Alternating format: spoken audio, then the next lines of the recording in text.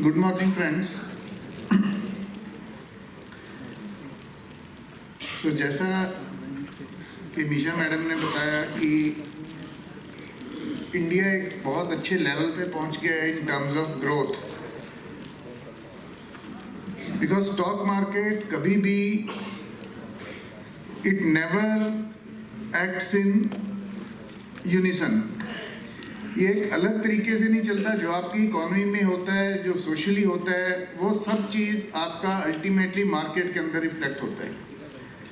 सो ऐसा नहीं है कि अपने यहाँ पे कंट्री में सिचुएशन ठीक नहीं है और आपका मार्केट जो है वो बूम करेगा। जिस सिचुएशन में हम लोग आज पहुँचे हैं, ये सिचुएशन जो है it has come after economic reforms of last 30 years. आज से 30 साल पहले इंडिया का हालत ये था कि इंडिया को अपना सोना बाहर भेजना पड़ा था आरबीआई को, बिकॉज अपने पास ना तो फॉरेन करेंसी था और ना ही अपने पास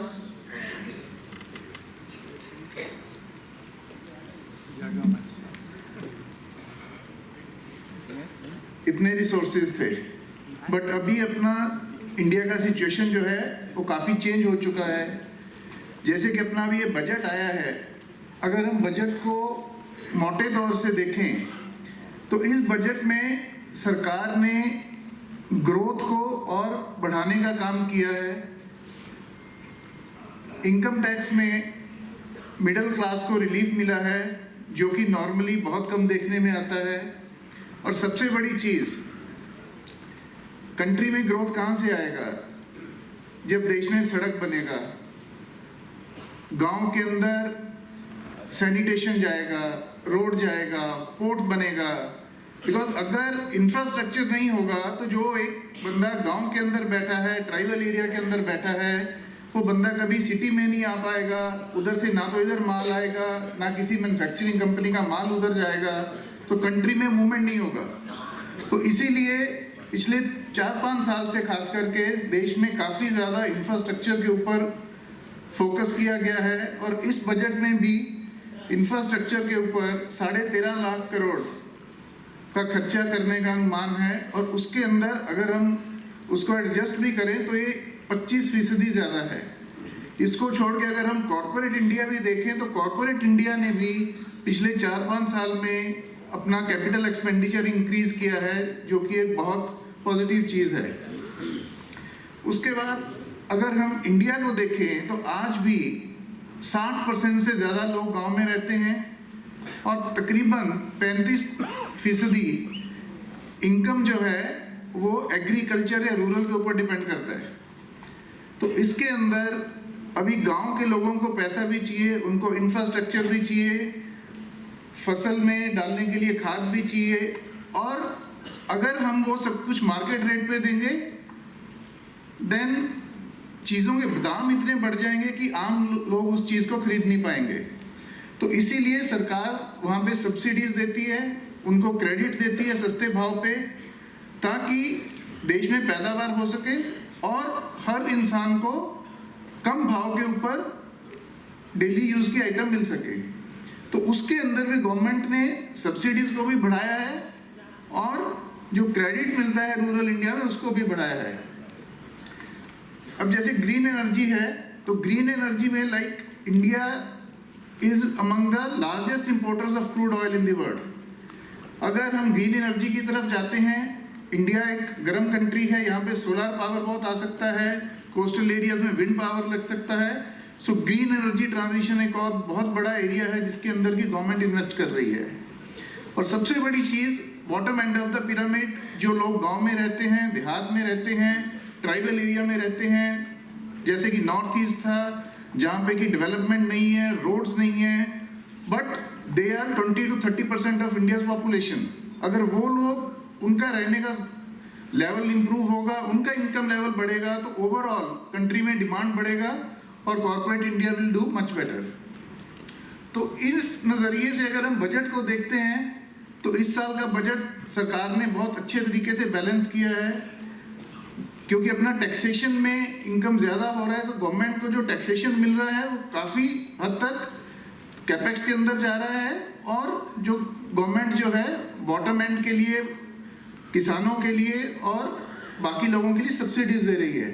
तो अगले साल 5.9% जो है वो जीडीपी का फिस्कल डेफिसिट का एस्टीमेट है, 2026 तक 4.5% करने का अनुमान है। इस साल भी अपना जो जीडीपी है नॉमिनल टर्म्स में वो 10.4% से बढ़ने का अनुमान है। लास्ट ईयर अपना ये 16% बढ़ा था, और मेरा अपना सोचना है कि अगर अपना इकोनॉमी ऐसे ही चला तो अपना जो ग्रोथ है एक्चुअली वो 10.4% से ज़्यादा आना चाहिए। और सबसे बड़ी चीज़ जो इंडिया में हुई है पिछले 5-7 साल के अंदर कि गवर्नमेंट ने टैक्स के रेट कम किए हैं, उसके कारण लोगों का रुझान टैक्स देने में, चाहे वो इनकम टैक्स हो चाहे वो जीएसटी हो, वो काफ़ी बढ़ा है। और उसके कारण ही गवर्नमेंट के पास अभी पैसा है ताकि वो इंफ्रास्ट्रक्चर डेवलप कर सके, और जो लोग जिनके पास पैसा नहीं है, जो लोग बॉटम एंड के ऊपर हैं, उनकी जो है वो मदद कर सके। इंडिया एकमात्र देश है पूरी दुनिया के अंदर, इस साल भी गवर्नमेंट ने 2 लाख करोड़ का प्रोविजन किया है लोगों को फ्री फूड ग्रेन्स देने के लिए। अगर हम इंडिया के आजू बाजू के कंट्रीज देखते हैं तो लिटरली आज ये हालत है कि लोगों को खाने को नहीं मिल रहा है, और इंडिया के अंदर we are distributing food grains because of the initiatives of this government. Disinvestment में we have never been able to achieve our target, but we are taking steps. Last year हमने एयर इंडिया का disinvestment किया, LIC का listing हुआ। इस साल भी कुछ एक कंपनीज हैं जहां पे डिसइन्वेस्टमेंट होने का चांस है।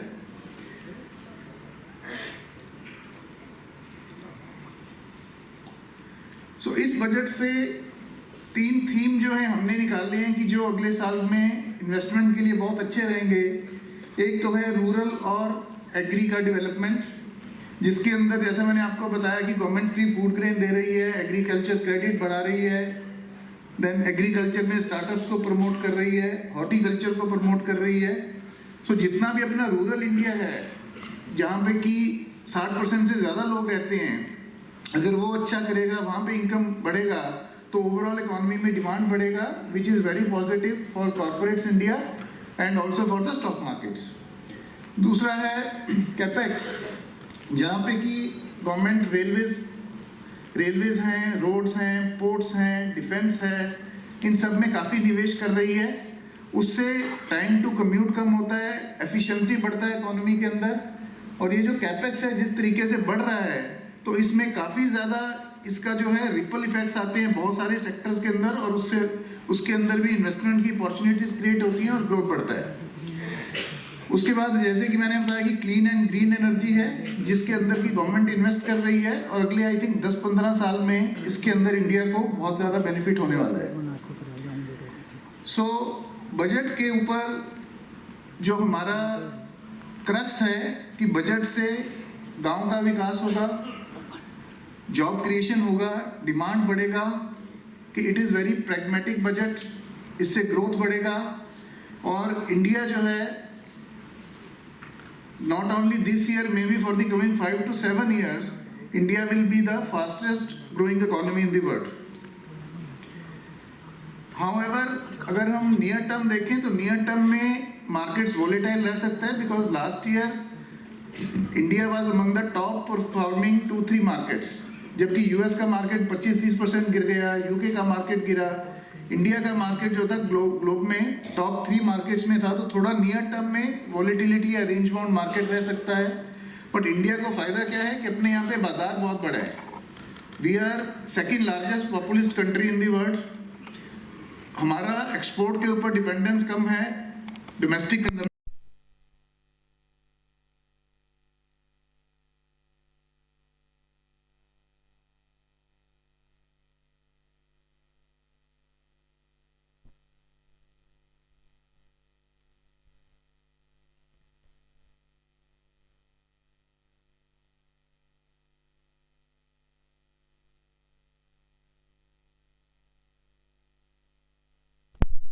गेहूं हो, चाहे वो चावल हो, एडिबल ऑयल हमें इंपोर्ट करना पड़ता है। बट काफ़ी जो अपनी डेली यूज़ की चीज़ें हैं उसमें हम सेल्फ सफिशिएंट ही नहीं है, हम उनको एक्सपोर्ट कर रहे हैं। तो आज की डेट में ये बहुत बड़ा एडवांटेज है, जिसके कारण कि लोगों का खर्चा कम हो रहा है। We are surplus country in terms of से फूड ग्रेन्स। और उसके बाद जो है गवर्नमेंट का जो पुश है रूरल के ऊपर, इंफ्रास्ट्रक्चर डेवलपमेंट के ऊपर, जॉब क्रिएशन के ऊपर, वो जो चीज़ है वो अपने को काफ़ी बेनिफिट देने वाला है आने वाले सालों के लिए। तो हमारा जो स्टांस है कि हम banks, auto, capital goods, defence, IT services, discretionary consumers के ऊपर हम काफ़ी पॉजिटिव हैं, और एनबीएफसी, सीमेंट और ऑयल एंड गैस के ऊपर हम उतने पॉजिटिव नहीं हैं। ये हमने एक मॉडल पोर्टफोलियो बनाया था पीएल के अंदर 4 साल पहले, कि इसका बेंचमार्क हमने निफ्टी रखा था। हम मतलब इसको 5 या 6 हफ्ते के बाद रिवाइज करते हैं निफ्टी बेंचमार्क को लेके। तो पिछले 4 साल के अंदर जहाँ पे कि निफ्टी का रिटर्न आया है, इस पोर्टफोलियो में हम चेंजेस करते रहते हैं, बट हमारा रिटर्न उससे तकरीबन 7 से 8% ज़्यादा है। एक टाइम पे इसमें रिटर्न जो था निफ्टी से 10% ज़्यादा तक था। तो इस पोर्टफोलियो में जैसा कि मैंने पहली स्लाइड में दिखाया कि ऑटोमोबाइल पे हम बहुत पॉजिटिव हैं, कमर्शियल व्हीकल में रिकवरी हो रहा है, आपका कार्स के अंदर डिमांड बहुत अच्छा है। बैंक्स में जैसा कि मीशा मैडम ने भी स्लाइड में दिखाया कि अपने एनपीएस कम है, ग्रोथ रिवाइवल हो रहा है। और अगर कंट्री में जब भी ग्रोथ बढ़ता है तो बैंक्स बहुत अच्छा करते हैं। बैंक्स में एक ही प्रॉब्लम है कि एनपीए के ऊपर कंट्रोल रहे। जितना इंडिया का पॉपुलेशन है, जितना अभी भी बैंकिंग के अंदर स्कोप है, ये सेक्टर यहाँ से काफ़ी आगे जाने का स्कोप रखता है। उसके बाद है कंस्ट्रक्शन एंड इंजीनियरिंग, जो कि कैपिटल गुड्स के ऊपर प्ले है, जैसे कि आपका डिफेंस है, कैपिटल गुड्स है, इंफ्रा है। अगर जब भी किसी कंट्री को ग्रो करना है तो infrastructure, capital goods, engineering, manufacturing, तो आपको ये 4 पिलर क्रिएट करने पड़ेंगे, और ये जो सेक्टर है ये उसको कैटर करता है। अगर मेक इन इंडिया इंडस्ट्रियलाइजेशन होना है तो ये सेक्टर में कंपनीज को डिस्प्रपोर्शनेटली ग्रो करना पड़ेगा। और इसीलिए आज से 10-12 साल पहले ये सेक्टर बहुत तेजी में था, उसके बाद काफ़ी टाइम तक ये नहीं चला, बट मेरे हिसाब से अगले 4-5 साल तक ये सेक्टर शायद सबसे अच्छा रहे। पिछले 2-3 साल में भी अच्छा चला है, अगले 4-5 साल में भी it will be one of the best performing sectors. उसके बाद कंज्यूमर है, जैसा कि मैंने बताया कि अपना बाजार बहुत बड़ा है, बट यस कंज्यूमर के स्टॉक यूजुअली महंगे होते हैं, but from time to time आपको इसके अंदर अच्छा अपॉर्चुनिटी मिलता रहता है। बट एक चीज़ देखने वाली है कि जो आज का कंज्यूमर है वो पिछले 15 साल के कंज्यूमर से डिफरेंट था। आने वाले 15 साल में फॉर एग्जांपल जो अपना नेक्स्ट जनरेशन है, उन कंज्यूमर्स का बिहेवियर टोटली डिफरेंट होगा। तो इसमें अगर हम वो कंपनीज लेंगे कि जो ऐसा टेक्नोलॉजी रखती हैं, प्रोडक्ट्स रखती हैं, ब्रांड रखती हैं, जो कि नए इमर्जिंग कंज्यूमर्स की एस्पायरेशंस को पूरा कर सके, तो वो कंपनीज में पैसा बनाने का स्कोप जो है बाकियों के कंपैरेटिवली डिस्प्रपोर्शनेटली रहेगा। तो इसलिए जो हमारा इसके अंदर भी कंपनीज हमने उसी हिसाब से डाली हैं। उसके बाद हेल्थ केयर है। हेल्थ केयर में यूजुअली लोग बोलते हैं कि फार्मा है, बट इंडिया में अगले इन्वेस्टमेंट के हिसाब से 5 से 7 साल तक मेजर जो हेल्थ केयर में पैसा बनेगा that will be in hospitals. Because India में हॉस्पिटल्स का डेंसिटी पॉपुलेशन के हिसाब से बहुत कम है। जिस हिसाब से गवर्नमेंट ने लोगों को इंश्योरेंस पॉलिसी फ्री में दिया है या लोग खुद करवा रहे हैं, तो लोगों का अफोर्डेबिलिटी हॉस्पिटल्स में, प्राइवेट हॉस्पिटल में जाकर के ट्रीटमेंट करवाने का बढ़ रहा है। इसलिए प्राइवेट हॉस्पिटल्स के जो स्टॉक्स हैं वो अगले आने वाले 5 या 10 साल में बहुत अच्छा करेंगे। इसके बाद जैसे लाइफ इंश्योरेंस है, आईटी सर्विसेज है, जिसमें India is one of the global leaders. IT stocks पिछले 1-1.25 साल में काफ़ी करेक्ट किए हैं, बट स्ट्रक्चरली जो आपके पास टेक्नोलॉजी का एज है, मैन पावर का एज है, जो आपके पास इंटेलेक्ट का एज है, वो आपका ख़त्म नहीं होता है। So ultimately it will come back and this stocks will give you good returns. उसके बाद फॉर एग्जांपल आपका टेलीकॉम है। मेरा ये मानना है कि 10-20 साल पहले ये होता था कि आपको एक टाइम के खाना नहीं मिलेगा तो आपको दिक्कत आ जाएगी। आज telecom, data, technology, media, it is more like your food which you eat. आपकी जेब में 2 घंटा मोबाइल बंद हो जाए, आपको आफत आ जाएगी। एक टाइम पे खाना नहीं खाओगे, आफत नहीं आएगी। तो जो आपका डाटा है, जो आपका टेलीकॉम है, this is your next food. और जो कंपनीज हैं, बहुत कम कंपनीज हैं जो कि आपकी टेलीकॉम में हैं, डाटा में हैं। तो ये कंपनी आने वाले 1 या 2 साल नहीं, आने वाले 5 या 10 साल में भी ये लोग अच्छा करेंगे। तो इनको देखते हुए हमने कुछ एक स्टॉक हैं जो कि हम कवर करते हैं, जहाँ पे कि हम सोचते हैं कि आने वाले सालों में ये काफ़ी अच्छा करेंगे। एक कंपनी में भारत इलेक्ट्रॉनिक्स है, सरकार की कंपनी है। डिफेंस स्टॉक्स काफ़ी जो हैं वो लाइमलाइट में हैं। इस कंपनी का सबसे बड़ा पॉजिटिव क्या है ये कंपनी ऐसा नहीं बोल सकती कि आप इसमें एयरक्राफ्ट बना रहे हो या शिप बना रहे हो या टैंक बना रहे हो, बट ये जो इलेक्ट्रॉनिक का कंपोनेंट बनाती है वो आर्मी भी यूज़ करती है, एयरफोर्स भी करती है, नेवी भी करती है। तो ऐसा कोई और लिस्टेड स्पेस में आपको कंपनी नहीं मिलेगा कि जो सब आर्म्ड फोर्सेस को कैटर करेगा, और वो क्रिटिकल है। आप ऐसा भी जामर बनाओगे टेक्निकली कि जो सामने वाले का कोई आपका आर्मर्ड व्हीकल आ रहा है तो आपके उसके कारण उसका व्हीकल ही जाम हो जाएगा, कि वो ऑपरेट नहीं करेगा। सो इसलिए ये कंपनी पुरानी है, बाकी कंपनियों से आपको लगेगा कि PSU से महंगी है, बट इसमें आपको बहुत स्टेडी ग्रोथ मिलेगा और यहाँ से ये काफ़ी अच्छा करेगी। उसके बाद हैवेल्स इंडिया है, ड्यूरेबल्स में सबसे बड़ा प्लेयर है और सबसे ज़्यादा इसका प्रोडक्ट रेंज है। तो एक तरफ तो ये आपको AC बनाता है, ड्यूरेबल बनाता है, दूसरी तरफ ऐसी ये केबल्स भी बनाता है कि जो कि आपकी इंडस्ट्रीज के अंदर जाती हैं। So it is a dual play, और पिछले दो एक साल में काफ़ी कंपनी ने कंसोलिडेट किया है और इस लेवल पे हम इसके ऊपर काफ़ी पॉजिटिव हैं। उसके बाद है ये सुमिटोमो केमिकल्स, इसका पेरेंट कंपनी जापान का है और दुनिया में सबसे ज़्यादा एग्रोकेमिकल के अंदर पेटेंट ये कंपनी फाइल करता है। तो काफ़ी इनको वो केमिकल्स दे रहे हैं कि जिसके लिए डेडिकेटेड प्लांट्स लगाएं, और इस कंपनी में भी काफ़ी अच्छा स्टेडी ग्रोथ आने का अगले सालों में उम्मीद है। उसके बाद है VIP इंडस्ट्रीज़ कंपनी, जो कि ट्रेडिशनली एवरीवन नोज कि ये सूटकेस बनाते हैं। सूटकेस बैकपैक का ज़माना आया है, now it is ladies hand bag. तो धीरे धीरे करके अपना होराइजन बढ़ा रहे हैं, इंडिया में मैन्युफैक्चरिंग कर रहे हैं, चाइना के ऊपर डिपेंडेंस कम कर रहे हैं, और जैसे जैसे टाइम बीतेगा इसका प्रॉफिटेबिलिटी बढ़ेगा, मार्जिन बढ़ेगा। और टुडे जैसा कि मैंने बताया कि कंज्यूमर बदल रहा है, कि आज जो कंज्यूमर है वो ट्रैवल करना चाहता है, बाहर जाना चाहता है, घूमना चाहता है, तो VIP उसकी उस नीड को जो है वो कैटर करता है। और एक है ये Westlife Foodworld, I think McDonald's का नाम सबने सुना ही होगा। सो अगेन इसका जो पेरेंट है दुनिया का सबसे बड़ा क्विक सर्विस रेस्टोरेंट का कंपनी है, ब्रांड अच्छा है, थ्रूपुट बहुत अच्छा है, और ये कंपनी जो है यहाँ से बहुत ही स्टेडी ग्रो करेगा। इसमें इन सब जो स्टॉक आपको बताए हैं इनके अंदर रिस्क बहुत कम है, और हमारा अनुमान ये है कि यहाँ से अपने को ये अप्रॉक्सीमेटली 20% रिटर्न जो है सालाना तौर पे दे सकते हैं। So with this I thank you all for a patient listening. Thank you so much for મને યાદ કરીને આજે ઇન્વાઇટ કરી છે આવા આજના ઇવેન્ટમાં. And then Ramesh Kaka, I have known him, મારું association with PL, I have been in PL for the past 17 years. So just at my initial years I was introduced to Ramesh Kaka, and he, of course, the senior person that he is and the experience that he has in the market, he just casually was talking to me, and these were the few words of wisdom just in his general conversation, which I would like to share today also, because आज no topic है, आज का वक्त, ये वक्त हमारा है, and long term holding these wealth creation अपना हो सकता है.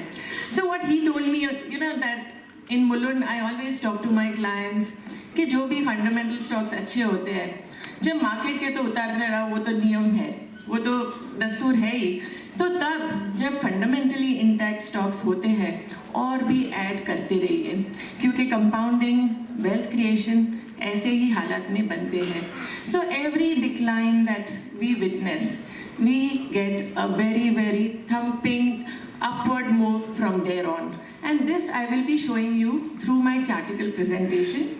तो मेरा व्यू ये रहेगा that जो फंडामेंटली साउंड स्टॉक्स होते हैं वो लेते रहिए, बिकॉज वेल्थ क्रिएशन के लिए यही एक स्ट्रैटेजी बनती है. और दूसरा ये कि अगर लॉन्ग टर्म के लिए लेते हो तो ब्याज पे पैसे लेके ट्रेडिंग के नज़रिए से लॉन्ग टर्म मत बनाइए, बिकॉज वो वेल्थ गंवाने का तरीका है. So use your savings wisely, because मेरा व्यू आज का है from macro to micro. So let's get started. आज मैं दिखाऊंगी कि हमारा व्यू, जैसे कि अमीशा मैम ने बहुत ही अच्छी तरह से समझाया कि अपने आने वाले साल सब जो कैसे हम प्रगति की तरफ जा रहे हैं और टेक्निकली हम ये व्यू सपोर्ट कैसे करते हैं, that I will be showing it to you right now. So I think 2013 या 14 रमेश काका ने मुझे इनवाइट किया था मुलुंड ऑडियंस को के साथ बात करने, तो तब सेंसेक्स था तकरीबन 20,000 और हमने प्रोजेक्ट किया था कि आने वाले डेकेड में सेंसेक्स जाएगा 60,000 and that is where we are. So ये सब रैंडम बात नहीं होती है, बिकॉज टेक्निकल जो चार्टिकल प्रेजेंटेशन हम देते हैं it is always on basis of theory, there is a strategy behind it, only on calculation market moves. So the first fundamental thing is जो नीचे जाता है वो ऊपर भी जाता है ज़रूर। So ये हमारे पास्ट कई सालों से हमने ये अनुभव किया है and I will now start and get you through. So शुरुआत करते हैं सेंसेक्स की, और जैसे कि देखा है 2008 से जो ये मेरा हिस्ट्री है, ये हमने देखा कि अच्छा सा करेक्शन आया, market again gave us an upward move, 174% gain. 2010 की बात है ये। 2010 में दोबारा हमने एक थोड़ा करेक्टिव मूव देखा, वापस हमने देखा कि ये ट्रेंड गया 2015 में 98% गेन।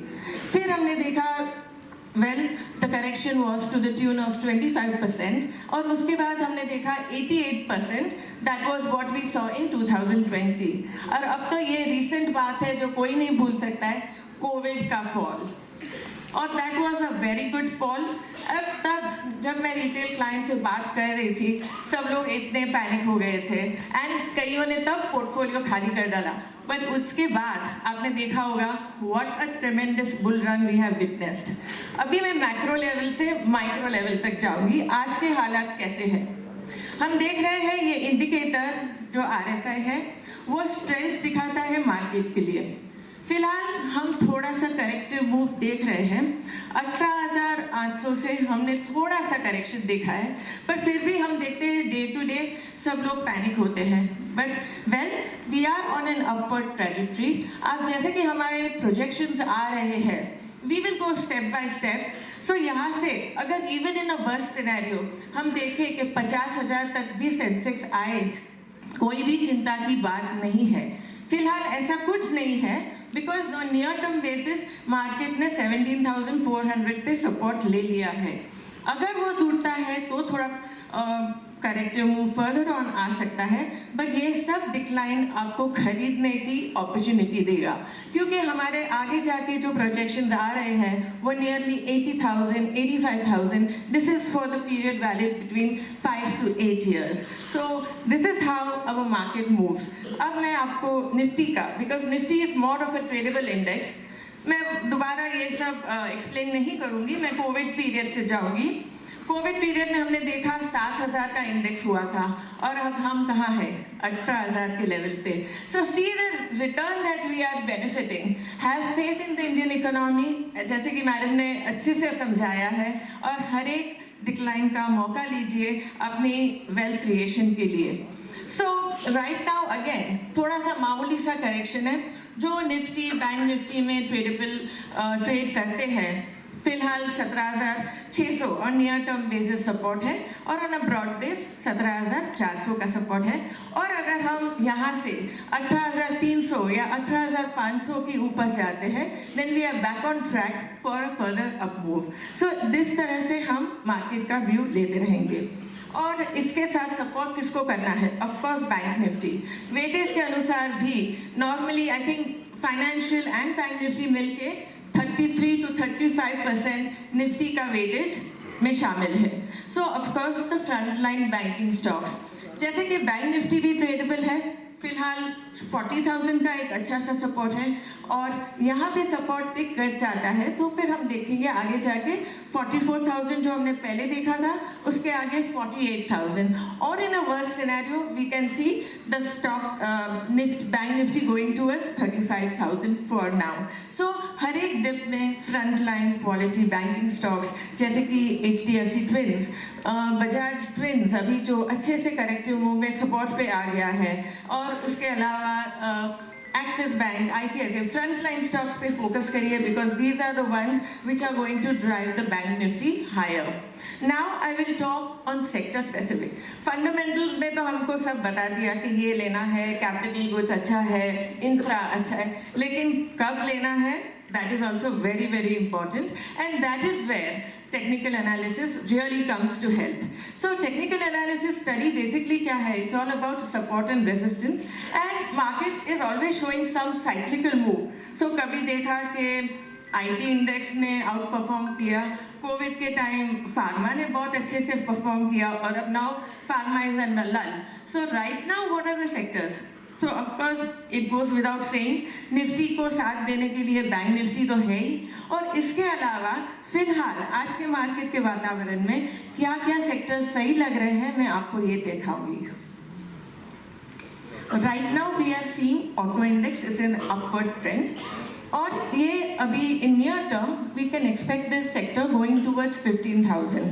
सो स्टॉक स्पेसिफिक इसीलिए आई थिंक रिटेल जो बुलुन ब्रांच हमारे साथ डील करती होगी, हम बार बार अशोक लेलैंड, मारुति, टाटा मोटर्स, ये सब स्टॉक्स चूज करते हैं because the sector is explaining to us कि यहाँ पे ऊपर जाने के, ये सब स्टॉक्स ऊपर जाने की पॉसिबिलिटी है. और हम ये देख चुके, महिंद्रा एंड महिंद्रा जो हमारा फंडामेंटल टॉपिक भी था वो भी आउट परफॉर्म कर रहा है और भी ऊपर जाने की संभावना है. So this is why right now in a current scenario auto sector looks good. और अभी थोड़े महीने पहले जब IT इंडेक्स 37,000 के इंडेक्स से सीधा क्रैश हुआ 26,000. Now you can all understand that long term scenario is so intact. Is IT index going to go out of fashion? No. So technical से हमको ये पता चला, जब से 26,000 का बेस बना है हम तब से बोलते आए हैं लेते रहिए, every decline keep buying. And of course we always focus on the front line stocks like Infosys, TCS to start with, और उसके बाद कोफर्ज, परसिस्टेंट, टेक महिंद्रा जो चले नहीं है, it all goes in tandem and that is how we choose stocks. So अभी IT index में नीचे जाने की संभावना बहुत कम है, इसको पार्टिसिपेट करना ही है. अगर हमें देखना है दैट मार्केट का व्यू ऊपर है तो all the sectors have to move in sync. So right now these are the favourable sectors which will be a safe haven right now when market is so choppy. और इसके अलावा हमने और भी थोड़े स्टॉक्स देखे हैं जो मंथली सपोर्ट, जैसे कि हमने बात करी इंफ्रा सेक्टर अच्छे से चले गए, तो सीमेंट क्यों नहीं. सो उसमें से हमने चूज़ किया है फिलहाल ग्रासिम, रैंको सीमेंट, ये सब मिड कैप में है, और अल्ट्राटेक सीमेंट जो 6,600 का अभी फिलहाल सपोर्ट लेके दोबारा चल रहा है. सो ये सब स्टॉक्स जो क्वालिटी स्टॉक्स हैं, हर एक डिप में आप बाई करते रहिए. बिकॉज कई को याद हो जो अगर PL से जुड़े हैं, हमने दिवाली पिक में भी अल्ट्राटेक सीमेंट 4,000 से दिया था, और हमने जस्ट हाई, अभी रिसेंट हाई देखा था 7,000. So this is how you will see how the returns you are enjoying when you buy at the right time. So फिलहाल आज के मार्केट के वातावरण में बिसाइड्स दीज टू सेक्टर्स कई सारे स्टॉक्स हैं, जैसे कि सीमेंट स्टॉक्स है, फिर पेंट स्टॉक्स, एशियन पेंट जो मंथली सपोर्ट पे आया है, और इसके बाद है Pidilite, Titan. These are all fundamentally supported to and it merges with the technical support levels. So this is how we are going to choose stocks, और आपके सामने ये देते आएंगे. So this is my view for the market कि हर एक dip में बाय करते रहिए, because we are seeing as per the calculation upward move कैसे आया है. So thank you all and I and my